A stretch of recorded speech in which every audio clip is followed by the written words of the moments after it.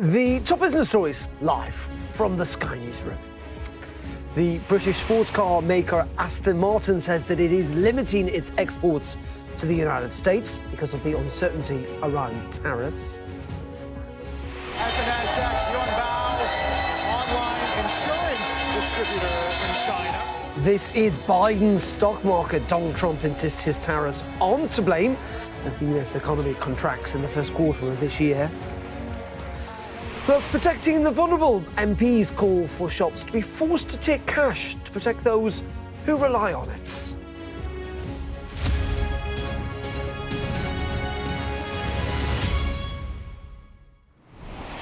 Very good afternoon on this Wednesday. Welcome to Business Live with me, Darren McCaffrey. This is the scene at the White House this afternoon, where President Trump is due to hold a cabinet meeting. Martha Kellner, our US correspondent, saying that Elon Musk has just entered the White House, and we will bring you that cabinet meeting when it gets underway here on Sky News. Reporters normally do get a chance to ask questions. We expect the state of the US economy, tariffs, will be pretty prominent among those questions. And that's because President Trump yet again has moved a little when it comes to tariffs, and that particularly when it comes to the US car industry, which is fascinating. But it is all having real world consequences, because today we learned that the British luxury car maker Aston Martin says that it is limiting its exports to the United States because of the uncertainty around Donald Trump's tariffs. A 25% tariff on all car imports to the United States was introduced earlier this month. But last night, Donald Trump announced he would be watering down some of the duties on foreign cars to help American car manufacturers. Well, I've been speaking to Andy Palmer. He is Aston Martin's former chief executive. There's a 25% tariff. Even luxury companies like Aston Martin, Rolls-Royce, Bentley, they still have relatively elastic pricing. And that means that even if you were to sell cars into the United States, you'd have to put the 25% tariff on top of the price, and that would naturally limit volumes. So you'll lose those volumes whether you decide to sell or decide not to sell. So it makes sense not to ship stock into the US, I would suggest. Given the fact, of course, there's still lots of uncertainty here, and the US is a big market for Aston Martin. I think it's around 30% of sales. But in the medium to long term, clearly they're going to have to either work with these tariffs or find new markets.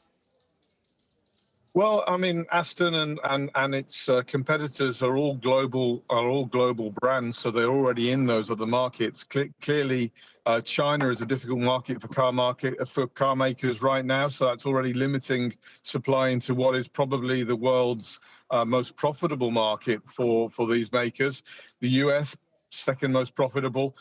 It's becoming tough. Now, companies like maybe Jaguar, Land Rover, Mini, in the long term have a choice to manufacture in the US. But of course, boutique manufacturers like Bentley, like Rolls, like Aston, they don't have that choice. Their annual volumes are 6,000 to 10,000 a year. It doesn't make sense to have a second factory in the US. So I think what they have to rely on is relaxation of the tariffs and common sense to prevail, to be honest. Well, and it may not. And I see the chief executive, Adrian Hallmark, had said that they had already planned for the worst case, but things could get more difficult. I mean, this might not be the worst case. No, I think actually we're starting to see what is a pretty bad case. You know, facing a tariff is one thing, but the continuous flick-flacking, what car makers hate is uncertainty. And this weekly modification of tariffs is terribly unsettling, and nobody will make investment decisions in that backdrop, whether they be GM, whether they be Ford, whether they be Toyota, whether they be BMW. Nobody can make investment decisions. An investment in a car is typically about £1 billion. And nobody is going to make those kind of decisions without a certain degree of certainty. And this is just bad news for the industry. Andy, let's just talk about where we are in the wider scale of things away from Aston Martin. And we did see Donald Trump make some concessions yesterday to American car makers. Clearly he is feeling a bit of heat. Yeah, inevitably so. From a car manufacturers, and I'm sure this is true of most manufacturers, tariffs just don't make any sense. There are parts in the car that always come from other countries. Typically, some parts go across borders maybe 4 or 5 times before they end up in the hands of the final customer. So if you put tariff on parts, even cars produced in the United States are going to become more expensive. Let's be clear, tariffs tariff the end customer. They don't tariff anybody else. The end customer ends up paying in one way, shape, or form. Inevitably, that makes the car more expensive to the consumer, but it also reduces volume. Reducing volume also increases price because you have to spread the overhead over a smaller number of cars. And if there's tariffs in reply from the European Union, from China, that means US exports are reducing, which again brings down volumes, which again increase prices. So it's just a bad place to be. We're just going to take you live to the White House now. As promised, President Trump holding a cabinet meeting. Let's have a listen in. Records for the lowest number of illegal border crossings ever recorded. The number of illegal border crossers released into the United States is down 99.999%. That is usually 100%. So I think it's an amazing tribute. And Christy, congratulations, and Tom and everybody else. It's an amazing job, actually. And it was done very quickly. We officially designated Tren de Aragua, MS-13, and the Mexican drug cartels as foreign terrorist organizations, and we're expelling these monsters from our country rapidly and working with the Department of Justice. Pam, you're doing fantastic. Your people are amazing. We're having some judge problems that everybody's reading. We're having some judges that don't like, killers, murderers being thrown out of the country, so I don't know what their problem is, but we have a little difficulty. We won on the basis of a great border and of getting criminals out of our country. That was why we won every swing state. We won by millions of votes. We won everything. Every metric we won by a lot. It was a massive victory. And we won, I think, largely because of this issue. I put this issue as #1 issue. And they don't want us to do what we're supposed to do. And I don't think that can be. I hope the Supreme Court is going to fully understand what's going on. We have to get the criminals out of our country, and that's the basis under which we won the election. Core GDP, and this is, you probably saw some numbers today, and I have to start off by saying that's Biden. That's not Trump, because we came in on January, this is the quarterly numbers, and we came in and I was very against everything that Biden was doing in terms of the economy, destroying our country in so many ways. Not only at the border was more obvious, but we took over his mess in so many different ways. Core GDP, removing distortions from imports, inventories, and government spending, was up plus 3% when you add it. We had numbers that, despite what we were handed, we turned them around, and we were getting them really turned around. Gross domestic investment was a whopping 22%. Now, that is a number that people are coming in at numbers. For instance, I just walked in, I heard Samsung is now, because of the tariffs, they're going to build massive facilities in the United States. If we didn't do the tariffs, they wouldn't be doing that. So it takes a little while to get those facilities built, but they're coming in with big numbers. They're all coming in with big numbers. We have more money being spent than at any time in the history of our country. We're up to close to $8 trillion, I think I can say. And really, it's going to be a lot higher than that. Those are just the ones that we know about. 8 trillion. I'm not going to say, but I'm not sure if Biden did $1 trillion for 4 years, 1 trillion. But we're at 8 trillion for 2 months, because let's give us a pass on the first month. We were sort of getting a little bit used to things, right? But after 2 months, we have $8 trillion. There's never been a number like that. And that includes chip companies, car companies, every form of manufacturing, high-tech companies. Nobody's ever seen anything like it. So $8 trillion. I can talk about gross domestic product, gross domestic investment. I can talk about a lot of things, but to me, the biggest numbers, the kind of numbers that are, and these people are coming in. Our Secretary of Commerce spent the weekend. He went down to Arizona to see what was happening with the biggest chip company in the world. And he said, Howard, you said, you've never seen anything like it. Do you want to just describe what you saw? So they're investing $165 billion in 1,100 acres in Arizona, and they're building the highest tech chip manufacturing, semiconductors, and 4,000 employees. You know, American tradecraft, right? Technicians doing every kind of work. The classic foundation of America is building it. They had 14,000 people. They're expecting 40,000 people to build the rest of their plants and to employ 20,000 people for the rest of the time. This is all driven. You never saw a site like that. And this is all driven by your tariff policies. No chance this be happening without you. It's going to be about 40% of the chip market from that one section. And this is the biggest chip maker. They have 99% of the market. They come from Taiwan. And unlike the CHIP Act, which was done by Biden, where they hand everybody billions of dollars, the thing they don't need is money. They got plenty of money. What they need is an incentive to come in. And the tariffs, they're building because of the tariffs. Without the tariffs, and I like to say they're building because of November 5th, the election, and the tariffs. But I'm going to be a little more blunt. They're building because of the tariffs, and November 5th gave them the tariffs. So it's amazing when you look. And these are not companies that go out and say, well, we're going to build, we have to go get our financing. Let's go. Like we would, in New York, everybody would look, you get a building site, and then you'd look around for money, you'd look around for financing for 6 months, you'd get your financing. You'd build your building, the market would be good, you'd make money, the market would be bad, it wouldn't be so pretty, you'd have to negotiate, blah, blah, blah. This is different. These people have so much money, they don't know what to do.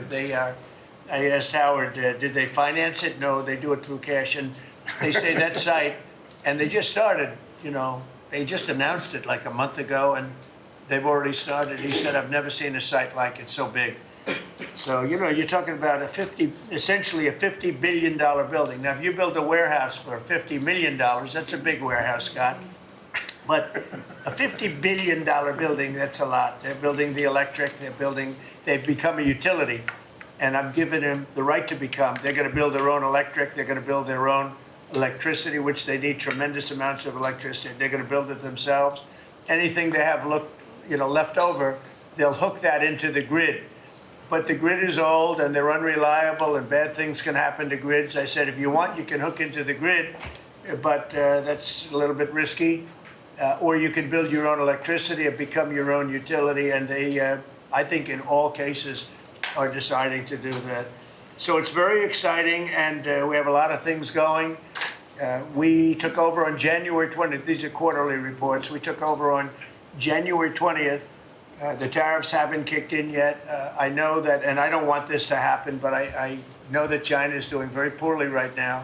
I just saw some reports coming out, and I don't want that to happen to China. I like the president a lot, President Xi. I don't want it to happen. I was actually saddened to hear it, but they are getting absolutely hammered in China. And, they're sending boats, the biggest boats in the world, carrying cargo like nobody's ever seen before. These are the biggest boats in the world, biggest cargo ships in the world. And they're coming and they're turning around in the Pacific Ocean.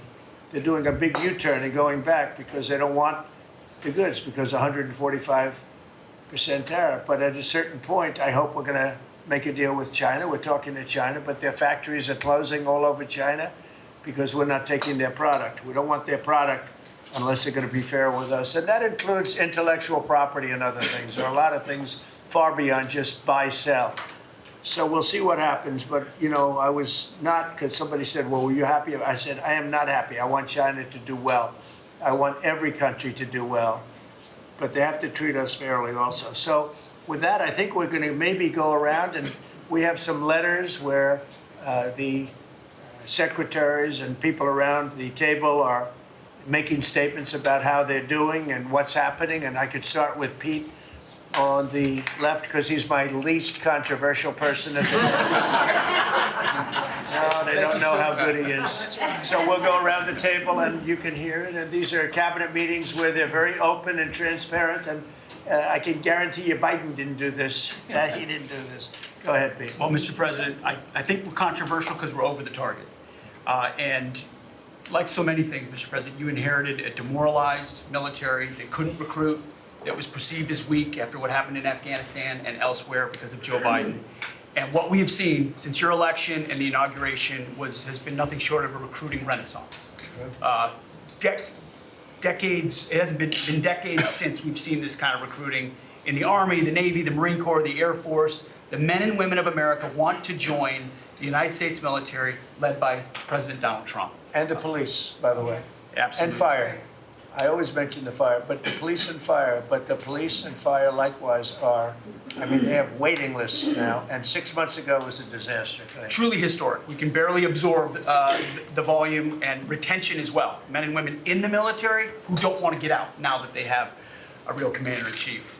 We're reinforcing standards. We're going to be fit, not fat, in our formations. We welcome back all the folks that were forced out because of the COVID mandate. We've ripped wokeness out of the military, sir, DEI, trans, and it's Fort Benning and Fort Bragg again at the DOD. We're rebuilding the military, sir. The Golden Dome is well underway. F-47, reassuring allies and deterring enemies. We found nearly $6 billion in DOGE savings that we're going to reinvest, including $50 billion from the Biden administration focused on things like climate that have nothing to do with lethality and warfighting. And we will have, as you said, sir, the first $1 trillion budget that we plan to spend wisely on behalf of our warfighters. From day one, sir, we've helped get 100% operational control of the border, coming alongside DHS and CBP. We've got 11,000 troops on the border who now, because of the new national defense area, sir, can help detain illegals at the border and hand them over to CBP. It used to be if you saw camouflage on the border, they could hold binoculars, and that's it. And now we can detain and assist, and we are. We're going to get 100% operational control of that border. Our NATO allies know they have to step up. The Houthis in the Middle East are feeling the weight of American power, and we're deterring communist China. So because of your leadership, sir, I believe we're making the military great again. And I thank you. Thank you very much. Thank you, Pete. Howard? So I have the pleasure of running the Investment Accelerator, which gets to recruit these companies. And you've never seen anything like the companies committed to building in America.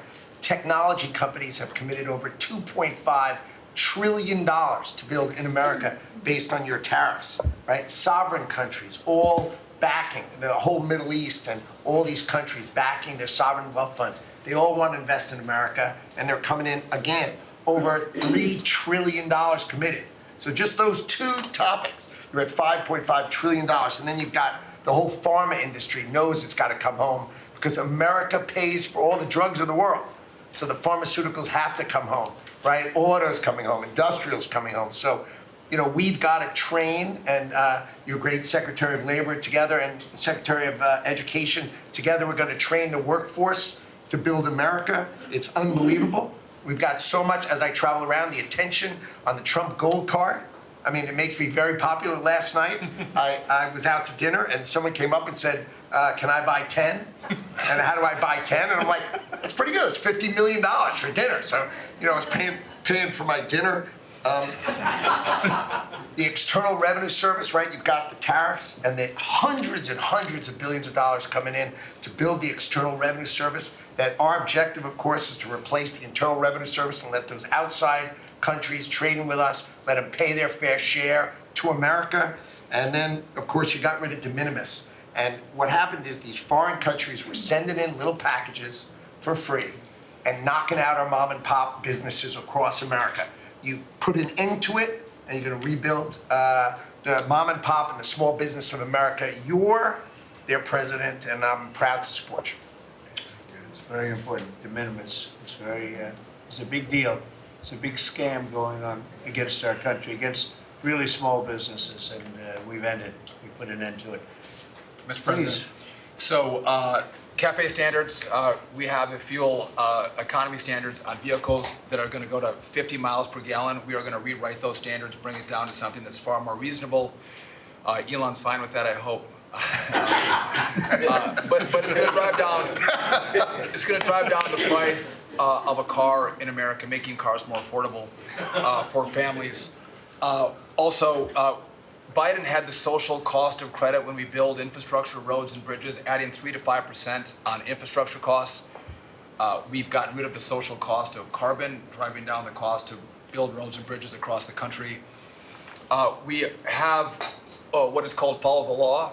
So we have so many states and municipalities that don't follow the law. So whether it's DEI, discriminating against Americans, whether they give illegals driver's license, or they're sanctuary cities or states, if you don't follow the law, if you're giving license to illegals, if you're having DEI policies, we're not going to fund your projects. So you got to certify in your state or in your city to get road and bridge money or rail money that you're actually following the law, which includes executive orders from you, Mr. President.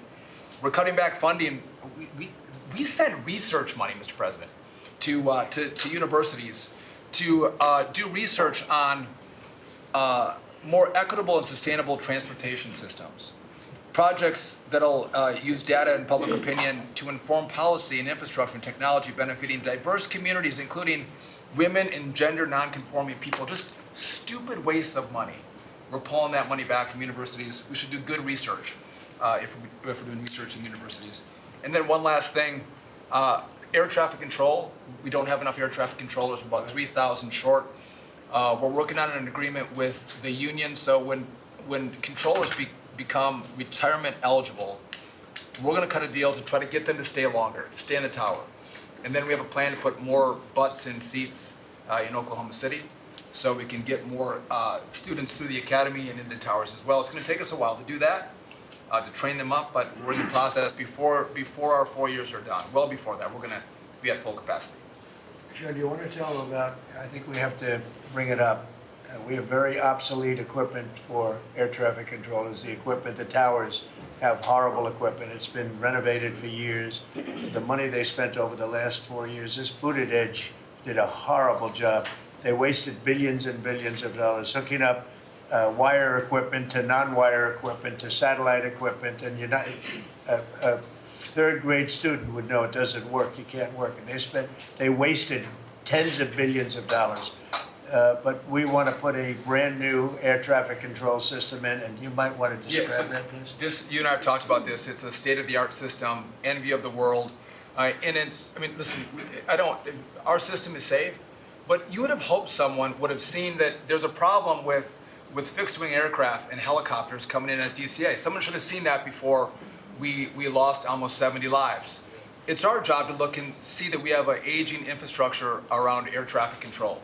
And so if we don't build a brand new system, there's going to be failures and people will lose their lives. And so we need the help of Congress to help fund this, but it's going to be all brand new. And after you build a brand new system, we have the bedrock and the foundation to actually build on top of it. But no one has done this, Mr. President. There's Band-Aid fixes that have happened over the course of 20 years. You can't have a Band-Aid fix. It doesn't get done. It has to be brand new. The technology, it looks like it's out of a 1980s movie. Old computers, floppy disks. We're using copper wires, not fiber.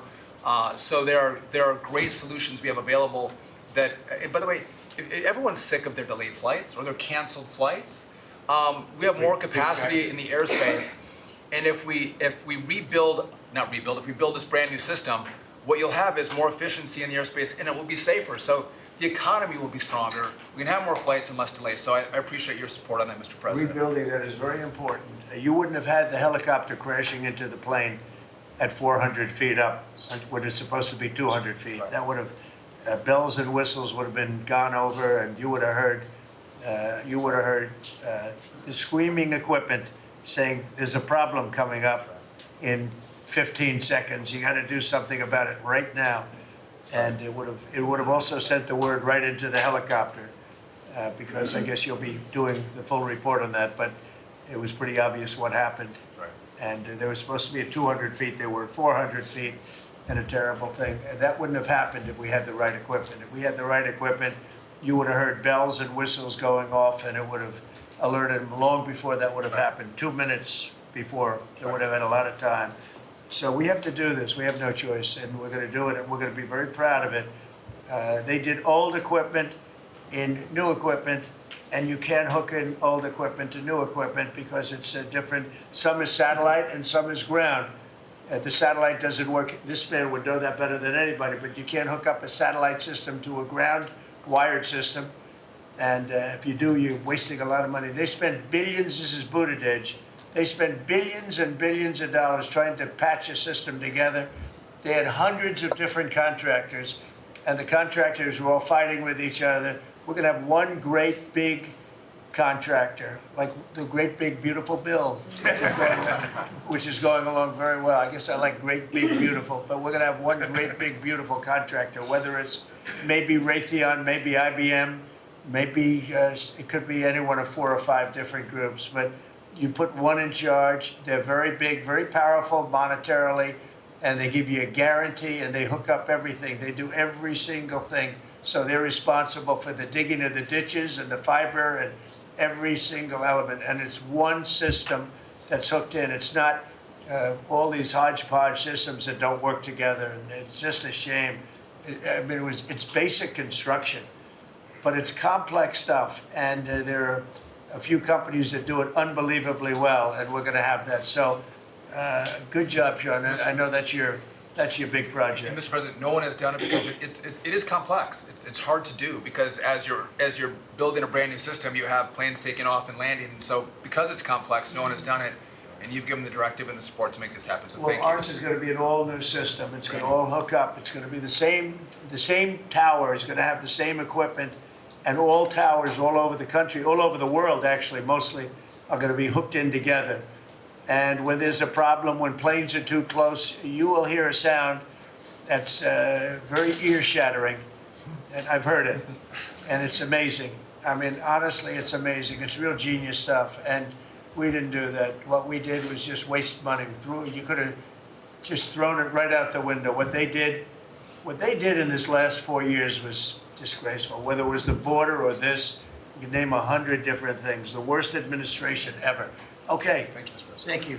And Mr. President. Secretary? Thank you. Yeah, Mr. President, thank you. And I think one of the things that I want people to understand about the VA is we're part of the national security interests you have, and you've laid the groundwork for that with leadership and making sure that with the Secretary of Defense and myself, we take care of veterans on 2 ends, one when they come in and one when they served and have earned the benefits that we have.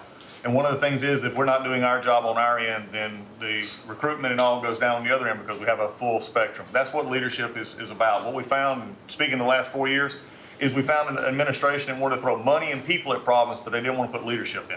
They just put money and people at it, and we saw wait times stay the same. We saw issues of suicide rates, death by suicide, not change. We saw homelessness issue barely go down. We saw disability claims skyrocket. When you took place, over 250,000 back dislodged, which we're already bringing down almost 40,000 so far just in the last couple of months. But we've also put back what you, and I was in Congress when this happened, and I was glad to see it. The Mission Act is back front and center at the VA. We're actually doing community care. We're actually giving the veteran the choice that they've earned and they've deserved, whether they can get their VA care inside our facilities or in the community. It's their choice. It's VA care. We're going to give them the highest quality care wherever they want to go. Also, we're expanding out options for treatments and others for those that are new. We're experimenting and looking at new counseling ideas, all new drug techniques that we can help with PTSD, TBI, the things that are affecting our veterans right now. But also, we've taken the leadership to take people and bring them back into work where they're actually communicating. They're back in our offices. We put thousands of people back in. We're processing more claims daily than we were in the last little bit, hit 1 million before has ever happened, and we're actually bringing it down. And I've actually taken our deputy secretary, and he is actually having a strike force now to bring down that disability claim, plus our regular work that we're having done. We've also taken almost $300+ million and taken it out of contracts that we've all heard about so far. We were doing contracts for meeting notes and PowerPoints. And if our folks didn't know how to do meeting notes and PowerPoints, go online and learn yourself. We're not going to pay for it anymore. And we took $360 million and put it back into community care and also our health records management system that we have. We've opened 6 new facilities just in the last little bit so all the media who wants to talk about how we're hurting healthcare, we just opened 6 new facilities. By the way, thank you, you're welcome. As we go from that we've continued. We've also took 11.6 billion in ceiling values of contracts and terminated that we did not need, resulting in significant cost avoidance for the future, but also still maintaining the ability to take care of our patients and also our disability benefits. We've also gotten unity again. We did away with $14 million in DEI spending. We've ended gender dysphoria.